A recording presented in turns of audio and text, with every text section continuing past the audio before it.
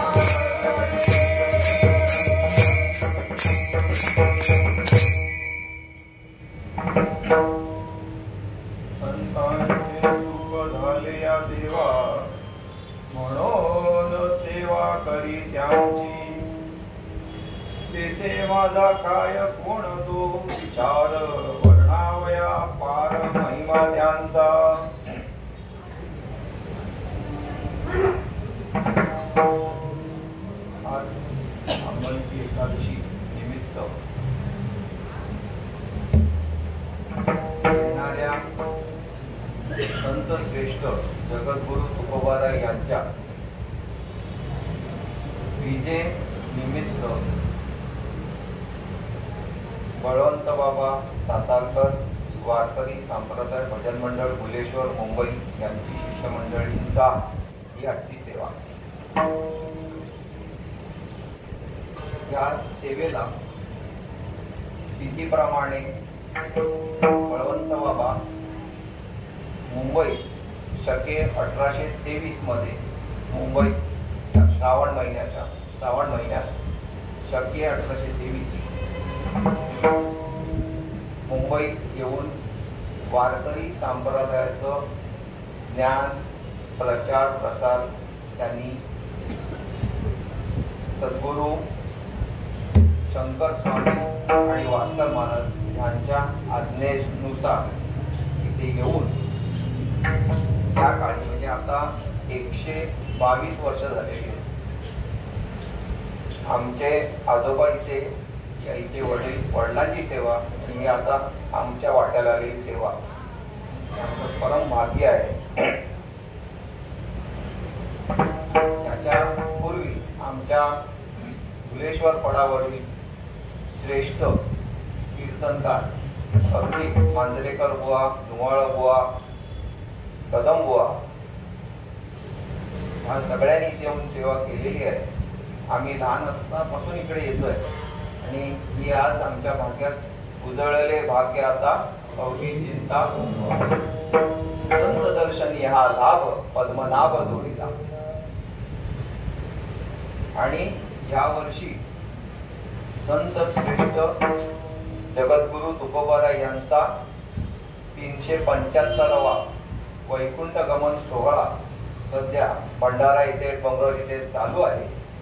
आणि आपला ही दरवर्षी आपली ही जी सेवा असते ही भुलेश्वर मंडळी इथे येऊन भायखळा येथील आपल्या भक्तांना किंवा आपल्या मंडळींना ह्याचं निमंत्रण आपण देत असतो. आणि म्हणून ही अशी सेवा आम्ही आमच्या काळे महाराजांना फोन केला. काळे महाराज म्हणाले की ही तुमची सेवा ठरलेली आहे, इथे कोणी दुसरा उभं राहणार नाही, ही तुमची सालावादची सेवा आहे. पूर्वी ते यायला लागायचं पण आता फोनवरती काम होतं आणि इतरही आपल्याला कार्तिकीची सेवा पण आपल्याला देतात. ते आमचं भाग्य आहे खरं म्हटलं तर. आणि म्हणून हा परिहार देणं गरजेचं होतं. सेवेकरिता घेतलेला अभंग संत श्रेष्ठ जगद्गुरु तुकोबाराय यांचा 6 चरणाचा अभंग आहे. आणि अभंगात तुकोबाराय असं म्हणतात की संतांचे सुख झाले या देवा, संतांचे सुख झाले या देवा, म्हणून सेवा करी त्यांची. तेथे माझा काय कोण तो विचार, वर्णावया पार महिमा त्यांचा. साधकाने तुकोबारायांना विचारलं की तुम्ही तुमच्या अभंगातून संतांचा नेहमी उल्लेख करता किंवा संतांचा गौरव करता, संतांकडे तुम्ही नतमस्तक असता, तर त्या संतांचं एवढं महत्व जे आहे ते काय आहे? तर तुकोबाराय ह्या अभंगात सांगताना पहिल्या चरणातच म्हणतात की ज्या भगवंताला त्या संतांचं सुख झालेलं आहे, संतांचे सुख झाले या देवा, म्हणून सेवा करी त्यांची. जो भगवंत या संतांची सेवा करतोय, मग मी काय वर्णन करावं? तेथे माझा काय कोण तो विचार, वर्णावया पार महिमा त्यांचा. मी काय त्यांचं वर्णन करू? पण साधक तरी सुद्धा म्हणतात की आम्हाला कसं कळणार संत आणि भगवंत ह्या दोघांमधलं जे अंतर आहे हे आम्हाला कसं कळणार की तुम्ही महान म्हणताय? तर तुकोबाराय म्हणतात की निर्गुण आकार झाला गुणवंत. तो भगवंत त्या संतांसाठी निर्गुणातून सगुण झाला. खाली दंडवत पूजनीया, भगवंत त्या संतांचे काय करतो? पाय धुतो, त्यांना नमस्कार करतो, दंडवत. एवढंच नव्हे, तीर्थे त्यांची इच्छा करती नित्य काळ. तीर्थ जी आहे ती त्यांची संतांची इच्छा करतात की संत आमच्या जवळ यावे. तीर्थे त्यांची इच्छा करीती नित्य काळ, व्हावया निर्मळ आपण अशी. तीर्थ निर्मळ होण्यासाठी त्या संतांची इच्छा करतात. एवढंच नव्हे तर तुकोबाराय असं म्हणतात की अष्ट महासिद्धींचा कोण आला पाड, वागोनेदी आड कोणी दया. संत अष्टमहासिद्धींना आड यायला देत नाही. त्या 8 महासिद्ध्या म्हणतात की आमचा अंगीकार करणारा कोण नाहीये, तर आम्हाला तुम्ही सामावून घ्या. एवढं जगद्गुरु तुकोबाराय या संतांबद्दल सांगतायत. 7 चरण सुद्धा कमी आहेत पण संपूर्ण विश्वाला व्यापणारा अभंग आहे संतांचा महिमा. एवढंच नव्हे तर शेवटच्या चरणामध्ये सुद्धा तुकोबाराय म्हणतात की तुका म्हणे ते हे बळिया शिरोमणी. ते बळीवंत आहेत, एवढंच नव्हे तर शिरोमणी आहेत. आणि एवढं असून सुद्धा राहिले चरणी निकटवासे. त्या भगवंताच्या चरणाकडे फक्त ते काय आहे, त्या भगवंताच्या चरणात जवळ स्थित झालेले आहे. विठ्ठल विठ्ठल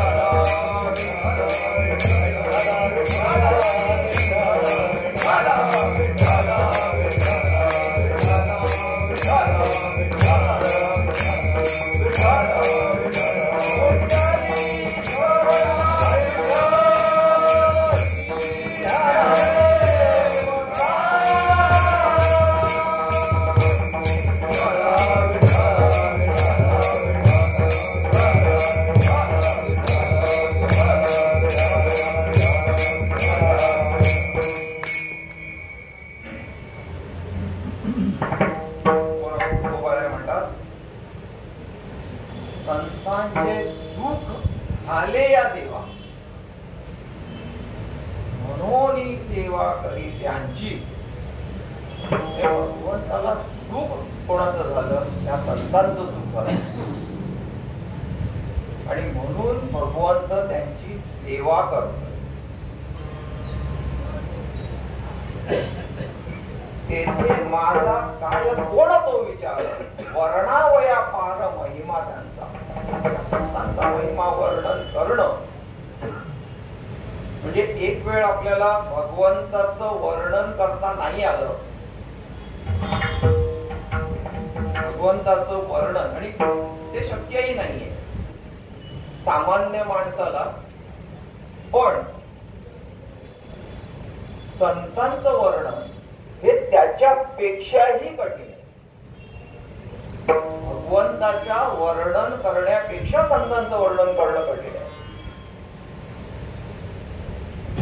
आणि भगवंताचं नाव किंवा भगवंताचं नाम जितकं तत्व आहे, जे तत्व त्या नामामध्ये आहे तेच तत्व त्या संतांच्या नामामध्ये.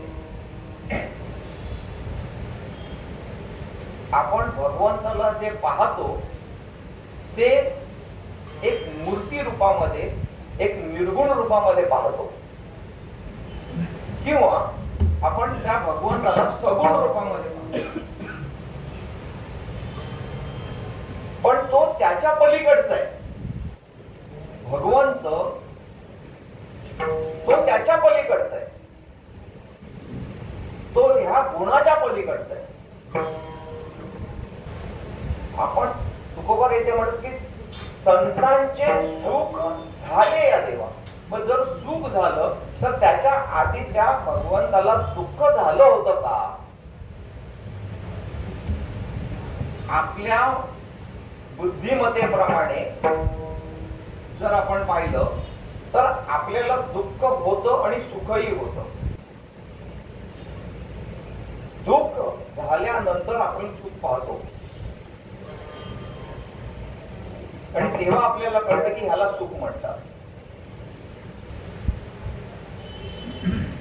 आणि आपलं जे दुःख आहे ते दुःख कसं आहे तर ते प्रापंचिक दुःख आहे. आणि ह्या प्रापंचिक दुःखातून आपण त्या प्रापंचिक सुखाचा अनुभव घेतो. मग भगवंताला दुःख होतं का, मुळात हा प्रश्न. आणि जर त्याला दुःख होतं तर त्या दुःखानंतर भगवंताला सुख होतं का, की भगवंताला दुःख होतच नाही? प्रश्न हा आहे की भगवंताला दुःख होतं की नाही, की होतच नाही.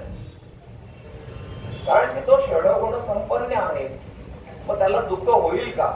भगवंताला दुःख होणार आहे का? वास्तविक पाहता भगवंताला दुःख होणार नाही, पण भगवंताला दुःख होत. लक्षात घ्या. तर भगवंताला दुःख केव्हा होतं? भगवंताने एवढं सगळं निर्माण केलं. 84 लक्ष योनी सगळ्यात निर्माण केलेल्या आहेत. फक्त मनुष्य योनी जरी आपण पाहिलं तरी 4 लाख मनुष्य योनी आहेत फक्त मनुष्याची. मग भगवंताने ह्या मनुष्याची निर्मिती जेव्हा केली, त्या मनुष्याची जेव्हा निर्मिती केली किंवा जेव्हा झाली, आता जेव्हा आपण असं म्हणतो की भगवंताला आपण काय पाहतो? मूर्ती स्वरूपात पाहतो. आपण आपल्या डोळ्यांनी भगवंताला मूर्ती स्वरूपात, सगुण निर्गुण स्वरूपात पाहतो, पण तो त्याच्या पलीकडचा आहे. भगवंत त्या सगुण आणि निर्गुणाच्या पलीकडचा आहे. आणि म्हणून आपण जेव्हा असं म्हणतो की भगवंताने निर्माण केली, मग भगवंताने निर्माण केली याचा अर्थ काय होतो ते लक्षात घ्या. आपण तत्व ह्या दृष्टीने पहा. जर आपण त्या भगवंताला तत्वाच्या दृष्टीने पाहिलं तरच आपल्याला त्याचं व्यापकत्व कळेल.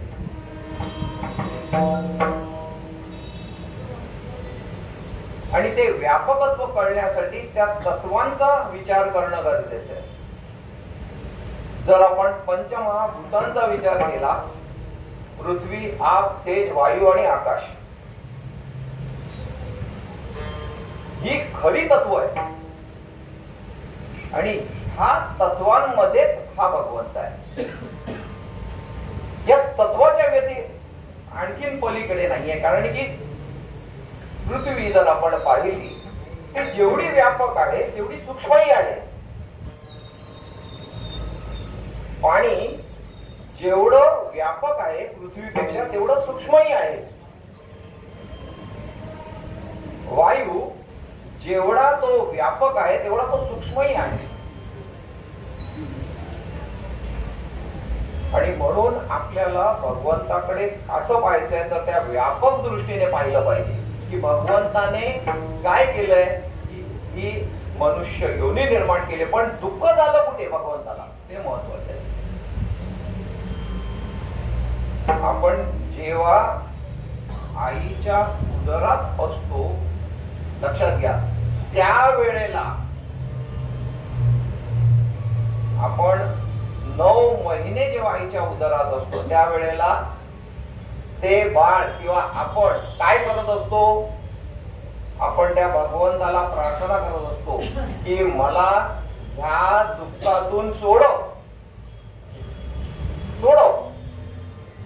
माझी सोडवणूक कर, मला ह्या दुःखातून सोडव. आणि ते सतत चालू असतं त्या बालकाच्या, प्रत्येक बालकाच्या हृदयामध्ये त्या भगवंताचं चिंतन सतत चालू असतं. त्या मातेने घेऊ किंवा न घेऊ, त्या मातेने त्या भगवंताचं नामचिंतन करो किंवा नको करू, त्या आता आपण असा विचार करतो की मग ह्या पृथ्वीवरती आपण महाराष्ट्रात, भारत देशामध्ये जर आहोत तर आपण आपल्या देवाचा विचार करतो, पण इतर कोणत्या देवाचा विचार करणार, इतर कोणत्या देवाचा विचार करणार, त्यांचे जे वेगळे आहेत का, सगळ्यांचा देव एकच आहे. आणि म्हणून माऊली म्हणतात आता विश्वात्मके देवे, विश्वात्मक देवाकडे ती प्रार्थना असते, लक्षात घ्या. आणि ती प्रार्थना तो भगवंत ऐकतो आणि त्या बाळाला त्या दुःखातून बाहेर काढतो. पण बाहेर काढल्यानंतर परिस्थिती काय होते, जो सोहम म्हणत असतो तोच जीव कोहम कोहम जेव्हा म्हणायला लागतो त्यावेळेला भगवंताला दुःख होतं. विठ्ठल विठ्ठल विठ्ठल,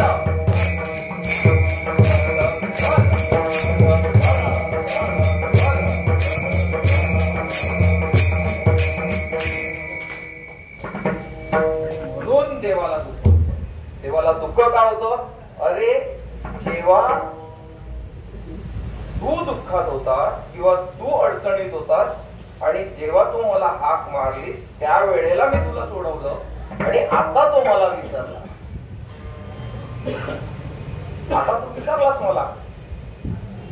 मग मी जर तुला हे याच्यातून बाहेर काढलं तर परत देव का देवाचा पाप जरी आला तरी कोण ऐकत नाही. मग तू कोण, पुढे होऊ दे, आता आम्ही स्वतंत्र आहोत, आता आम्हाला कोणाची गरज नाहीये. म्हणून संत काय करतात?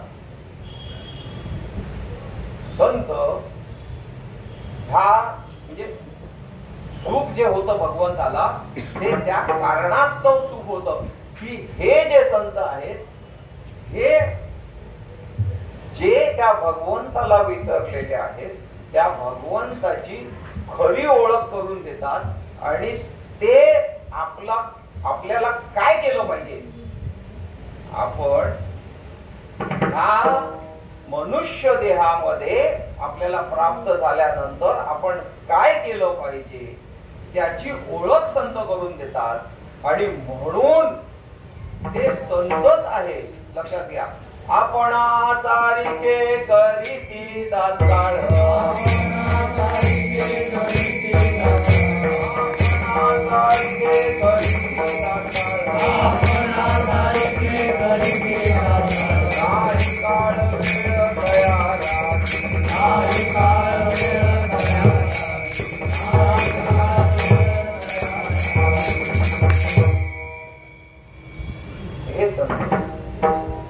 त्या जड जीवाला काय करतात त्या भगवंताचं परस्वरूप दाखवतात. आपण आपल्या डोळ्याने जे पाहतो ते वेगळे. लक्षात घ्या. भगवंताचं रूप जेव्हा आपण त्या भगवंताला माऊलींच्या नजरेतून पाहू जेव्हा आपण त्या भगवंताला तुकोबरायांच्या नजरेतून पाहू त्यावेळेला आपल्याला कळेल की तो कसा आहे. म्हणून तुकोबराय काय म्हणतात तुका म्हणे माझेची सर्व सुख तुका म्हणे माझेची सर्व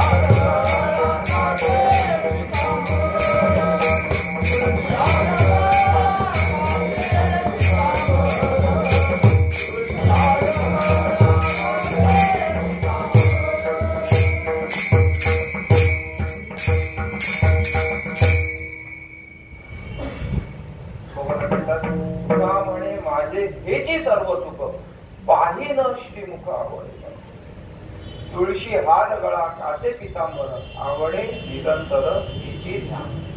हेच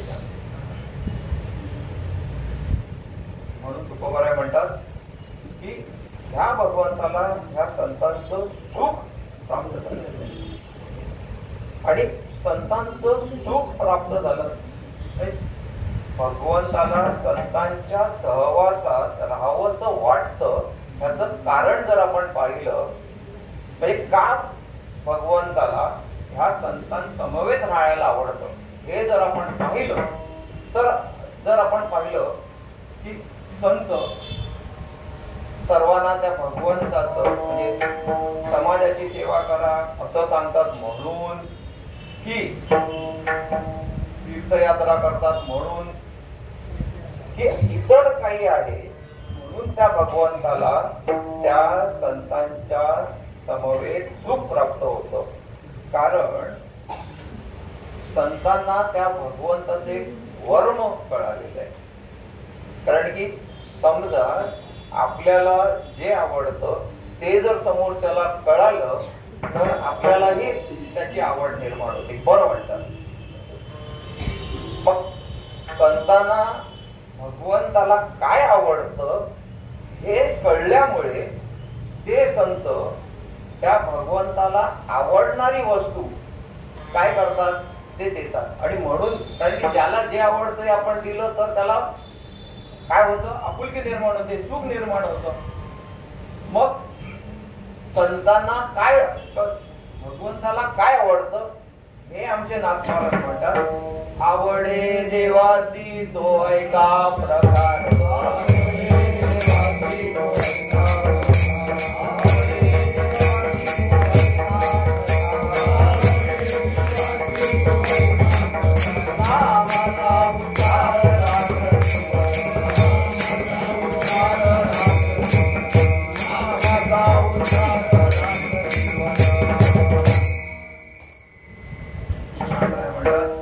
आवडे देवासी तो ऐका प्रकार, नामाचा उच्चार राखत. भगवंताला त्याचं नामस्मरण नामचिंतन जे करतात ते जास्त प्रिय आहे. आणि हे नामचिंतन फक्त स्वतःसाठी करत नाही, तर स्वतःचा उद्धार नाही तर आपण तरेल नव्हे ते नवलं गुळ उतरिल सर्वांचे. या नामाने त्या सर्वांना, सामान्य भक्ताला किंवा सामान्य माणसाला सुद्धा ते सांगतात की ह्या नामाचं महत्व काय आहे. आणि म्हणून तुकोबाय असं म्हणतात की आवडे, नाथ महाराज म्हणतात की आवडे देवासी तो एका प्रकार, नामाचा उच्चार रात्रंदिवस. जर त्या भगवंताचं नामचिंतन केलं, आता हे संत त्या भगवंताचं सतत नामचिंतन करतात म्हणून त्या भगवंताला त्यांच्या सहवासात राहायला आवडतं, हे लक्षात घ्या. आता एक छोटासा जर आपण दृष्टांत जर पाहिला तर संत जनाबाई आपल्याला माहिती आहे, स्त्री संत अग्रगण्य नाव असलेलं संत जनाबाई. आणि संत जनाबाई ह्या नामदेवरायांच्या दासी आपण म्हणतो, दासी आपल्याला माहिती आहे. आता झालं असं की आषाढी एकादशीचा दिवस उजाडला आणि आमच्या संत जनाबाई व्याकुळ झाल्या. थोड्या व्याकुळ याच्यासाठी झाल्या की आपल्याला माहिती आहे की आषाढी एकादशीला किती मोठी रांग असते. आता 4 दिवस, आषाढी आणि कार्तिकीला 4 दिवस 24 तास मंदिर उघडं असतं. म्हणजे तिथे 24 तास भगवंताच्या पायावरती डोकं ठेवायला भेटतं. तर आमच्या जनाबाईंना तो विचार करून त्यांना एवढं दुःख झालं की आता भगवंत, सगळे संत येणार आणि 24 तास त्या भगवंताला उभं राहावं लागणार. 24 तास ते संत त्याच्या पायावरती मस्तक ठेवणार आणि भगवंत उभा राहणार, त्याला बसायला देणार नाही, त्याचे पाय दुखणार, नुसते त्याचे पाय दुखणार. ह्या विचाराने जनाबाईला रडू आवरेना.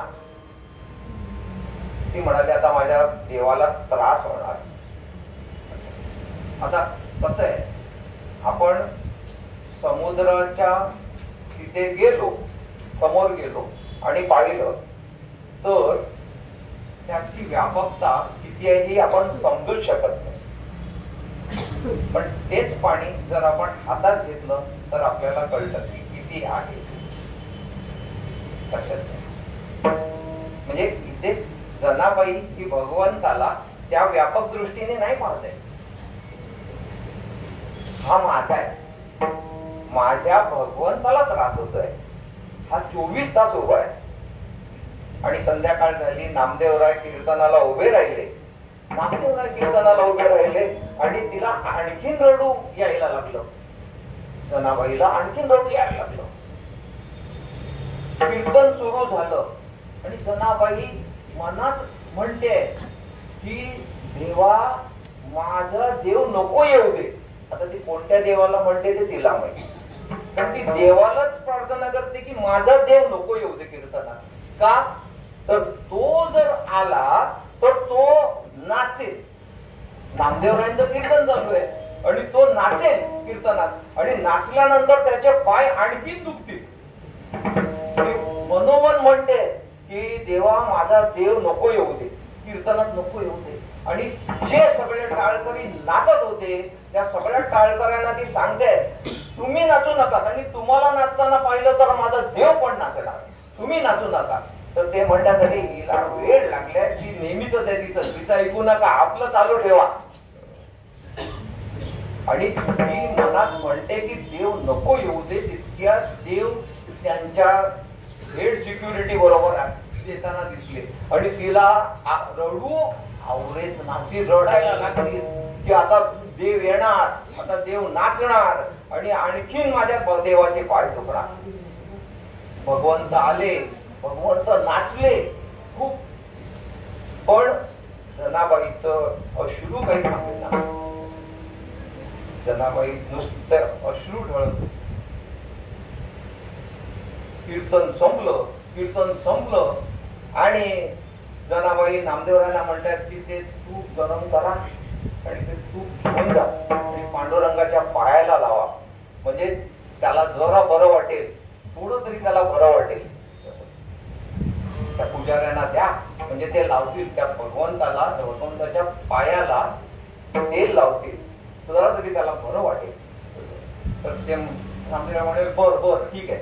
तसं सगळे आपापल्या घरी गेले, जमीन आपल्या घरी गेली, पण तिला झोप कुठची लागते. ती झोपली तरी तिला विचार कसा की माझ्या भगवंताचे, माझ्या पांडुरंगाचे पाय दुखत असतील की तो झोपला असेल का, तो काय करत असेल, त्याला काय वाटत असेल, त्याच्या पायाला कोणी तूप लावलंय की नाही लावलंय. आणि ती रडते रडते रडते रडते आणि रडत असताना रात्री एक झुलूक जी म्हणतो कस्तुरीचा जो सुगंध यायला सुरुवात झाली, कस्तुरीचा सुगंध यायला सुरुवात झाली आणि त्या सुगंधात तिला जाग आली की हा सुगंध भगवंताशिवाय कोण नाही, कस्तुरी मळवट. हा भगवंत आलेले आहे, भगवंत येतोय. बघितलं तर भगवंत येत आहेत आणि नुसते नाही, वाटी घेऊन येत आहेत, तुपाची वाटी हातात घेऊन येत आहेत भगवंत. ती चाट पडली की भगवंत कशाला येत आहेत, माझे तर पाय दुखत नाहीयेत, मग भगवंत काय करायला येत आहेत देवते सुद्धा. त्या सुगंध तेव्हा सिक्युरिटी नव्हती, लक्षात घ्या. वाळवंटात सिक्युरिटी असते, देवाला हात लावायला मिळत नाही. पण जेव्हा भगवंत जनीच्या जवळ आले, जनी बसली, भगवंत समोर बसले आणि त्यांचे पाय तिच्या पायावर मांडीवर ठेवले आणि म्हटले ही घे वाटी आणि लाव, आता तुला काय तूप लावायचंय ते. म्हटली लाव. जमीच्या डोळ्यातून अश्रू वाचायत आणि काही नाही, फक्त विठ्ठल विठ्ठल विठ्ठल विठ्ठल विठ्ठल विठ्ठल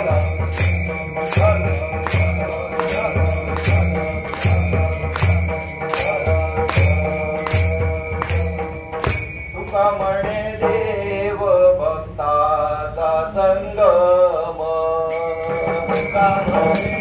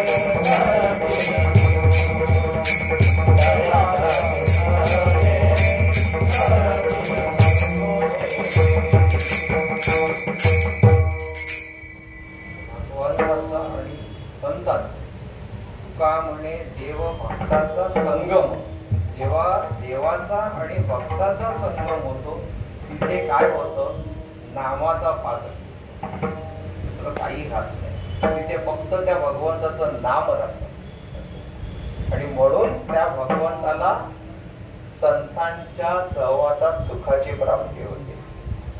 त्या भगवंताला संतांच्या सहवासात सुखाची प्राप्ती होते.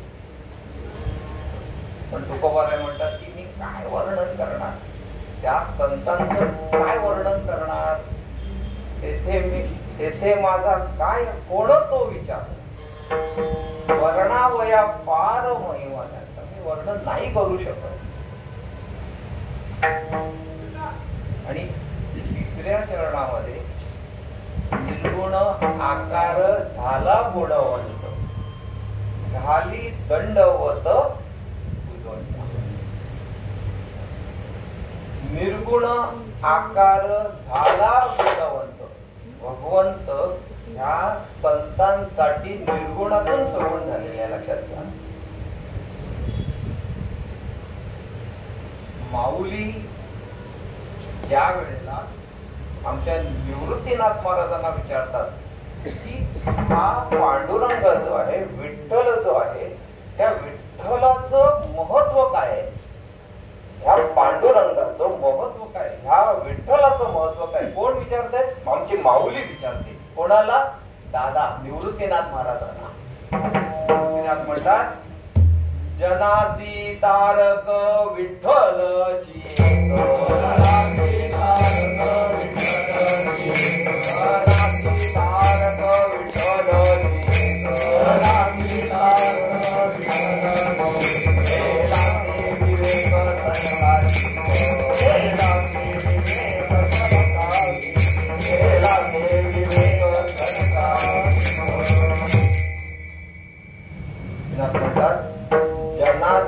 तारक विठ्ठलची एक, केलासे विवेक सनकादिके, ते रूप ओळले पंढरीस देखा, द्वैताची पण शाखा तोडली आहे.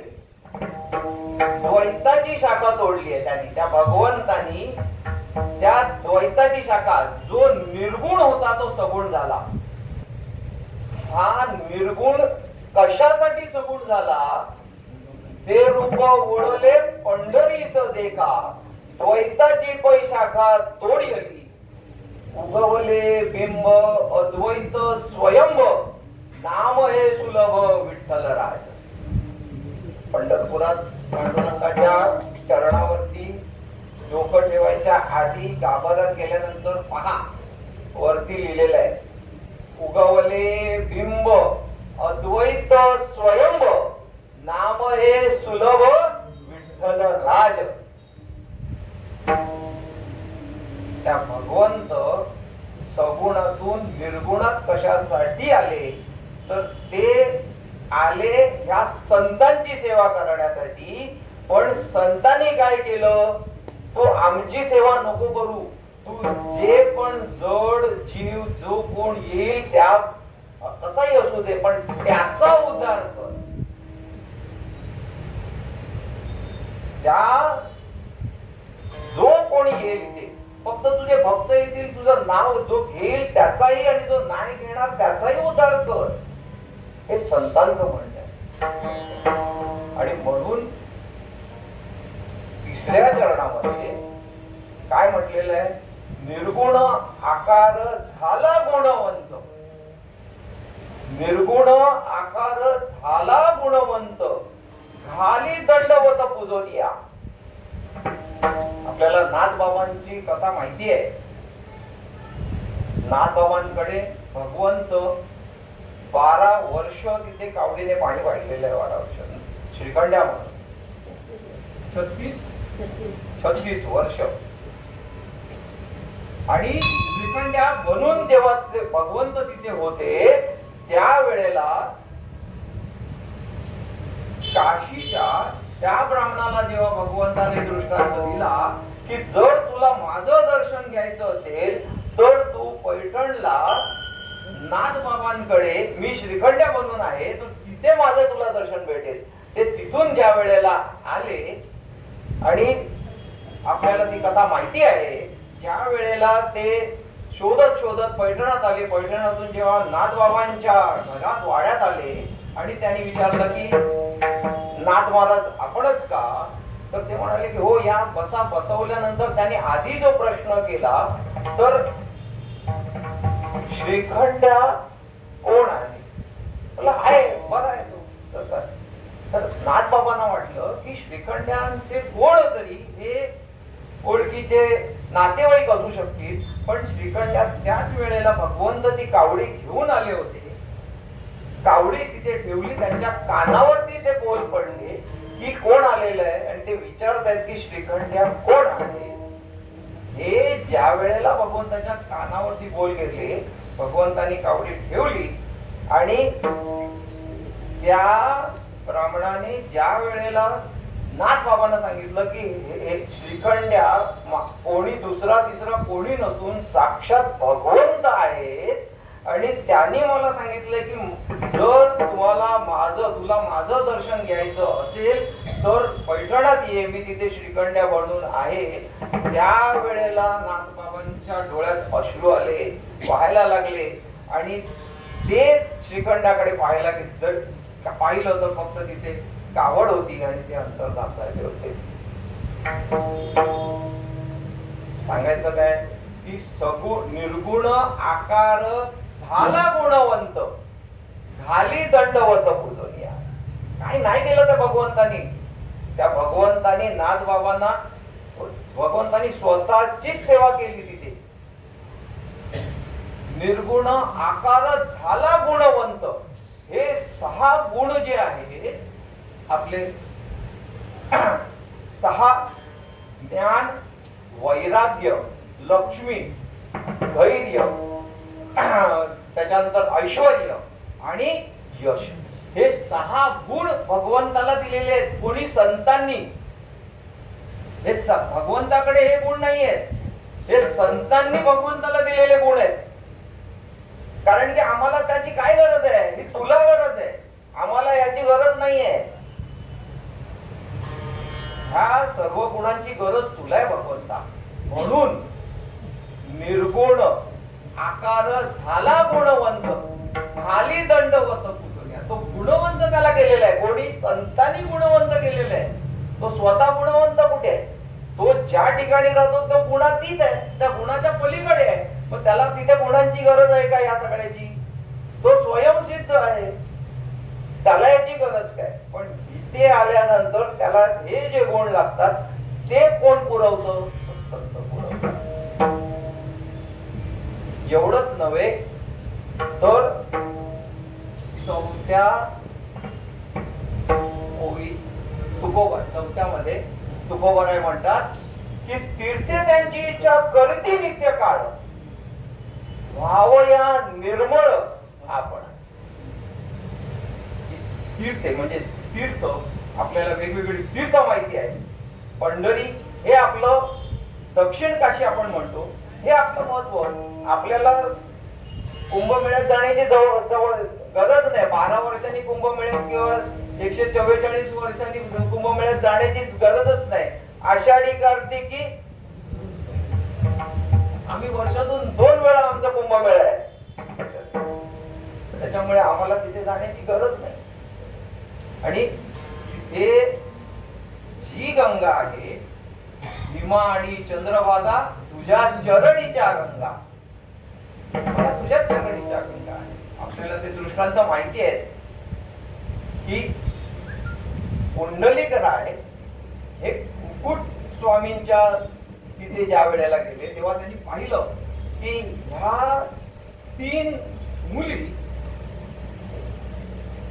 कुरूप अशा असणाऱ्या मुली, त्या म्हणजे पहाटे आपण जो ब्रह्ममुहूर्त म्हणतो त्या ब्रह्ममुहूर्तावरती येतात, यायच्या त्या ब्रह्ममुहूर्तावरती येतात, त्या आश्रमात झाडलोट करतात आणि त्या झाडलोट करून झाल्यानंतर जायच्या वेळेला त्या अगदी सुशोभित, अगदी चांगल्या सुंदर बनून जातात. आपल्याला तो दृष्टांत सगळा माहिती आहे. पण तिथे पुंडलिक राय काय त्यांनी पाहिलं की ते हे असं कसं होतं. आणि ज्या वेळेला त्यांनी ते पाहिलं तेव्हा त्या ज्या गंगा, यमुना, सरस्वती ह्या ज्या गंगा होत्या त्या तिथे पवित्र होण्यासाठी आपण जे भाविक व जे आपण तिथे स्नान करतो, आपली पातके ज्या ठिकाणी अर्पण करतो, ती पातकं त्यांच्या जवळ असतात आणि त्याच पातकांचं शमन करण्यासाठी ते पुढे त्या संतांकडे जातात की बाबा आमची ही पातकं धुवा. पण संत धुवत नाहीत, लक्षात घ्या. कुकुट स्वामी धुवत नव्हते. कुकुट स्वामी त्यांची पातकं धुवत नव्हते. पण कुकुट स्वामींचा जो आश्रम होता त्या आश्रमात दिवसा ते बाहेर फिरायचे. कुकुट स्वामी बाहेर फिरताना त्यांच्या पायाची धूळ तिथे सगळीकडे लागायची त्या अंगणात. आणि त्या पायाची धूळ जी अंगणात लागायची त्या ब्रह्ममुहूर्तावरती जेव्हा ह्या गंगा, यमुना, सरस्वती यायच्या, त्या झाडलोट करायच्या, ती जी धूळ असायची त्या धुळेने त्याचं शुद्धीकरण व्हायचं. कुकुट स्वामीचं दर्शन जर झालं असतं तर ते वेगळंच आहे. पण नुसतं संत चरण रज लागता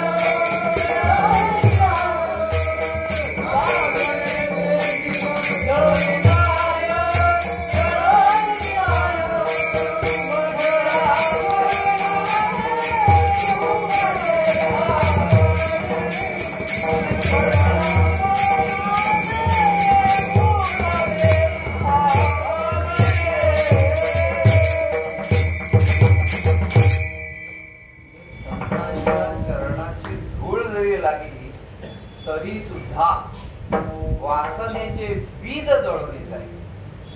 आणि ते बीज जेव्हा जळत मग राम नामे उपजी आवड, सुख घडोघडी वाढू लागले. आणि तोच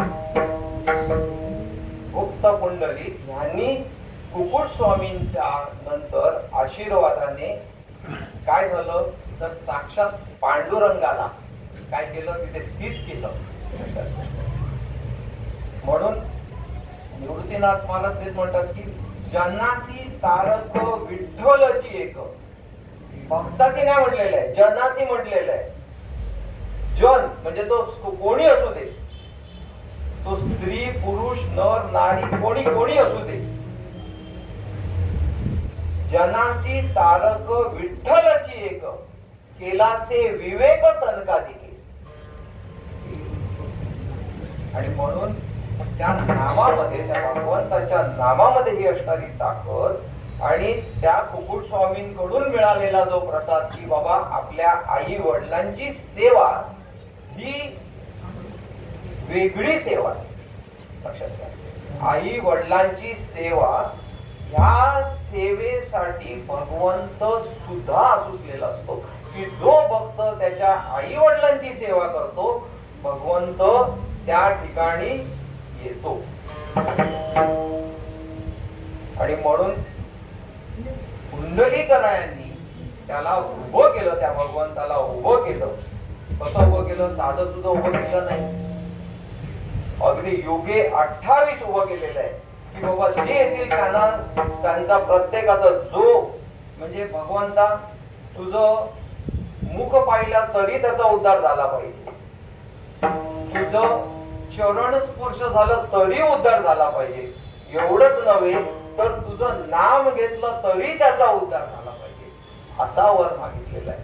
आणि म्हणून तुम्ही आपण जरी त्या भगवंताचं मुख दर्शन घेतलं तरी सुद्धा आपली पातक नाही होतात. आणि एवढंच नव्हे, त्या तीर्थामध्ये गेल्यानंतर तिथे भगवंताचं दर्शन जरी यदा कदाचित आपल्याला मुखदर्शन जरी घेता नाही आलं, वाळवंटात जाऊन जर त्या संतांचं दर्शन झालं तरी सुद्धा भगवंत तृप्त होतात.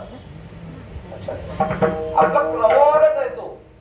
भगवंताकडे पंढरीत गेल्यानंतर सगळ्यात आधी आणि ते चंद्रभागेचं स्नान आहे. चंद्रभागा डोळा देखले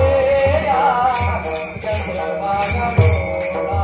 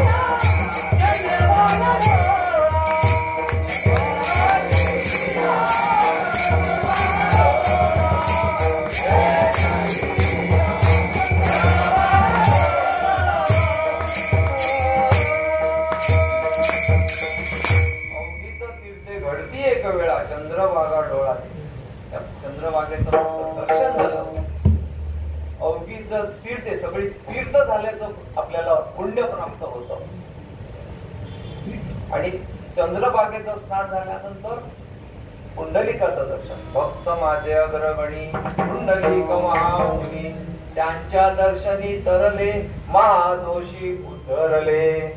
आणि पुंडलिकाचं दर्शन झाल्यानंतर संतांचं दर्शन आहे. संतांचं दर्शन म्हणजे सगळ्यात आधी आमची नामदेव पायरी आहे, चोखामेळा आहे, आणि नंतर त्या भगवंताचं दर्शन आहे. ह्या क्रमवार गेल्यानंतर भगवंताला आवडतो लक्षात घ्या. आणि म्हणून तीर्थे त्या भक्तांची वाट पाहत असतात. तीर्थे त्यांची इच्छा करीती नित्य काळ, व्हाव या निर्मळ आपणास तीर्थे. आणि म्हणून आणि 5व्या चरणामध्ये तुकोबाराय म्हणतात, अष्टमहासिद्धींचा कोण आला पाड, वागो नेवी हाड कोणी दया. की ह्या अष्टमहासिद्धी ज्या आहेत ह्या संतांच्या जवळ जाण्यासाठी त्यांची इच्छा प्रकट करतात किंवा त्यांना कधीच अडथळा करत नाही, त्या सरळ जातात. अष्टमहासिद्धींचा कोण आला पाड. मगाशी आपण काय ऐकलं की गुण जे आहेत 6 गुण हे संतांनी भगवंताला दिलेले आहेत. ह्या सिद्धी अष्टमहासिद्धी 8 सिद्धी आहेत अष्टमहासिद्धी. आता अष्टमहासिद्धीमध्ये अनिमा, महिमा, गरिमा, लघिमा, प्राप्ती, प्राकाम्य, ईशत्व आणि वशित्व, ह्या अशा 8 सिद्ध्या आहेत. ह्या 8 सिद्ध्या मूळ भगवंताकडे आहेत, ज्या भगवंतांनी संतांना दिलेल्या आहेत. आता आपण म्हणाल की या संतांना केव्हा दिल्या, तर ह्या रामायणामध्ये प्रभू रामचंद्रांनी मारुती रायला दिलेले आहेत. लक्षात घ्या. त्यातल्या काही सिद्ध्या तुम्हाला पटकन सांगतो. प्राकाम्य सिद्धी म्हणजे काय, की एका ठिकाणाहून दुसऱ्या ठिकाणावर तात्काळ जाण्याची जी शक्ती आहे, जसं त्यांनी उडाण मारलं इथून अगदी लंकेमध्ये, ती जी शक्ती आहे किंवा ते सिद्धी आहे ती प्राकाम्य सिद्धी आहे. आणि दुसरी पहिली आपण जी म्हटली अनिमा, अनिमा म्हणजे सूक्ष्म होणं. लक्षात घ्या, तत्वात आहे की नाही. पाणी केवढं व्यापक आहे, समुद्र आपल्याला माहिती आहे, पण त्याचा एक थेंब पण आहे ना, लगेच आपल्याला प्राप्त होतो की नाही. पाणी एवढं अथांग आहे, ते पाणी नुसतं ओंजळीत घेतलं तरी एक थेंब पाहता येतो. तो एक थेंब व्हायला कितीचा वेळ लागतो. एवढा अथांग सागराचा तसा तो भगवंत आहे. तो जेवढा व्यापक आहे तेवढा तो छोटाही होतो, जसा जगी जवळ झाला. आणि त्या भगवंताला तितकं लहान होता येतं आणि त्याला हृदयात साठवता येतं. धरीला हृदयी आम्ही रखमाईचा. तर तो भगवंत ह्या अष्टमहासिद्धींचा. आणि जर आपण हनुमान चालिसा जर ऐकली नीट तर त्या हनुमान चालिसामध्ये त्याचा उल्लेख आहे. अष्टसिद्धी, अष्टमहासिद्धी नवनिधी के दाता कोण आहेत? आमच्या हनुमंतराय आहेत. ही प्रभू रामचंद्रांनी काय केलेलं आहे? ही अष्टमहासिद्धी म्हणजे संतांकडून गुण प्राप्त केले आणि संतांना सिद्ध्या दिलेल्या आहेत. लक्षात घ्या ह्या संतांना. आणि म्हणून तुकोबाराय 5व्या चरणामध्ये म्हणतात की अष्टमहासिद्धींचा कोण आला वाढ लागो नेती पाड, कोण आला पाड लागो नेती वाढ कोणी तया. पहिलं चरण.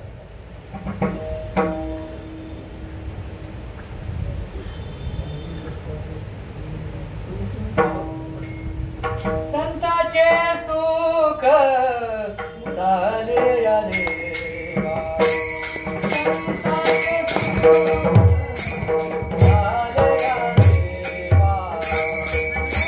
संताचे सुख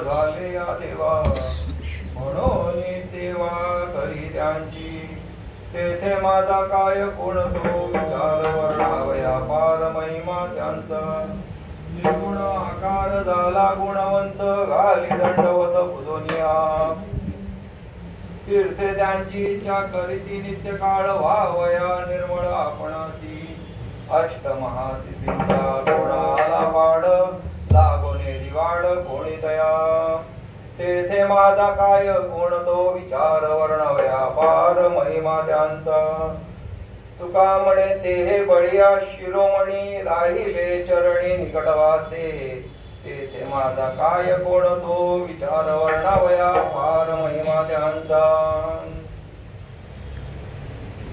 शेवटच्या चरणात असं म्हणतात की तुका म्हणे ते हे बळिया शिरोमणी बळीवंत आहेत. त्यांच्यासारखं बळीवंत कोण नाही. बळ कसलं आहे? देवाला सगुण रूपात आणण्याचं बळ आहे त्यांच्याकडे. नामदेवरायांनी दुधाची चरबी ठेवली आणि म्हटलं अरे ये बाबा ये, आधी शांतपणे आणली, ये बाबा ये तुमच्यासाठी आणलेली. पण नाही ऐकलं तर दम दिला की नाही, येतो की नाही, मस्त ओढू येते. सगुण रूपात आणण्याचं बळ आहे. बळ कोणाचं कोणतं आहे? निर्गुणातून सगुणात आणण्याचं बळ आहे. सामान्य नाहीये ते, सगुण रूप आहे. आपण पाहतो हे सगुण रूप नाही. जे नामदेवरायांनी ज्या भगवंताला दूध प्यायला लावला त्याला सगुण रूप म्हणतात. आणि निर्गुण निराकार जो आहे तो वेगळा. आपल्याला हा जो आहे तो सगुण साकार आहे. पण जो मूळ सगुण रूप आहे ते नामदेवरायांनी काय केलं? आपल्याला दाखवलं. एवढंच नव्हे तर ज्या वेळेला नामदेवरायांना संत भेटले त्यावेळेलाच देव कळला की नाही. देव भेटले नसते तर नामदेवरायांना संत कुठे कळले असते? विसोबा खेचर जर भेटले नसते, जर अनुग्रह झाला नसता तर देव कसे कळले असते? आणि ज्या वेळेला संत भेटले त्यावेळेला त्यांनी म्हटलं ना, अरे ती सुकी भाकरी कुठे घेऊन जातोय, थांब त्याला तूप लावतो. तिथे देव दिसला. तुका म्हणे ते हे बळिया शिरोमणी.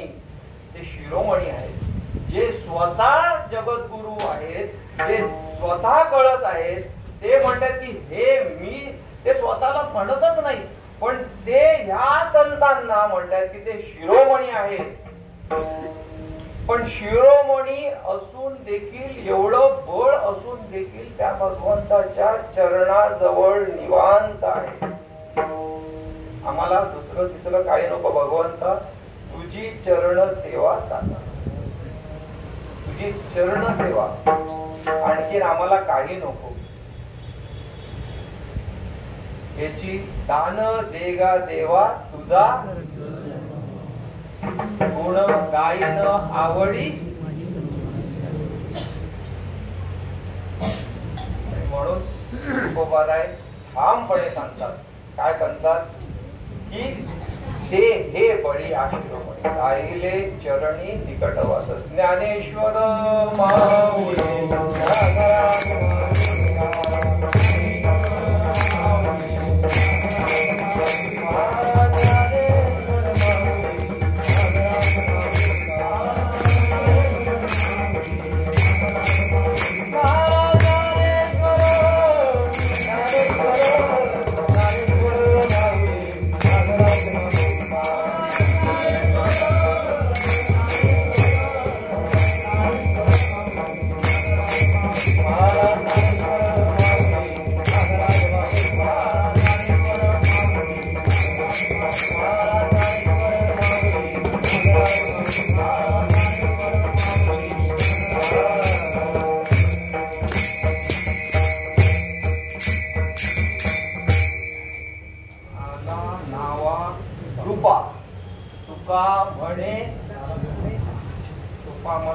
जगद्गुरु उभारायने करून दिले. म्हणून त्यांचं नामचिंतन करूया. तुकाराम तुकाराम तुकाराम तुकाराम.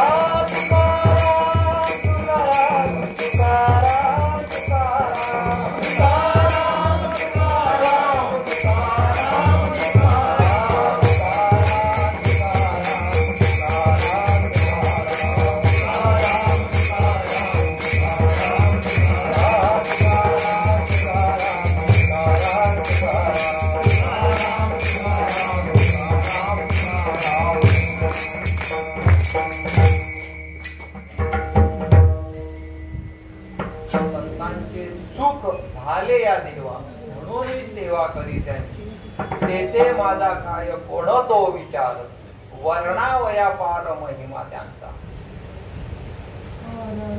तुकोबार आहे आपल्याला साध्या एकदम सोप्या शब्दात सांगतात मी त्यांचं वर्णन करू शकत नाही, पण ते असे आहेत की तुका म्हणे ते बळिया शिरोमणी राहिले चरणी निकटवास. आपली झालेली सेवा सद्गुरूंच्या चरणी, भगवंताच्या चरणी, गणपती बाप्पांच्या चरणी आणि आमच्या मारुती रायांच्या चरणी समर्पित करूया. आणि परत एकदा आठवण करून देतो की रविवारी सर्वांनी भुलेश्वरला तुकाराम बीजेचा हे निमंत्रण घेऊन आम्ही इथे आलेलो आहोत.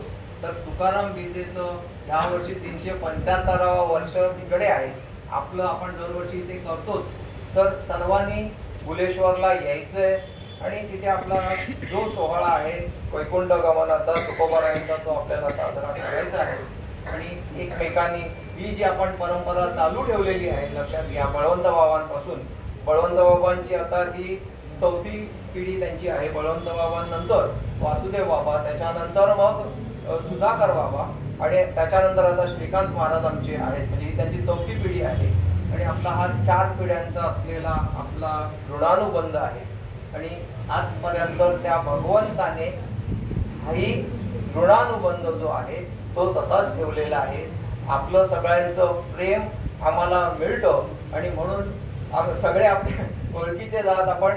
आणि इथे येऊन असं वाटतं की घरात आल्यासारखं वाटतं इथे कीर्तन करायला, की बाबा मी माझ्या घरीच आलेलो आहे असं मंदिरात आल्यासारखं आणि आपल्या घरातच हे मंदिर आहे असं वाटतं. आणि म्हणून भगवंत आणखीन तो काही जाणत नाही. जाणीव नेणीव भगवंती नाही हरी उच्चारणी पाहिजे. म्हणून त्या भगवंताचं नामचिंतन सतत करणं गरजेचं. तुका म्हणे ते बळिया शिरोमणी तुका म्हणे ते बळिया शिरोमणी तुका म्हणे बळिया शिरोमणी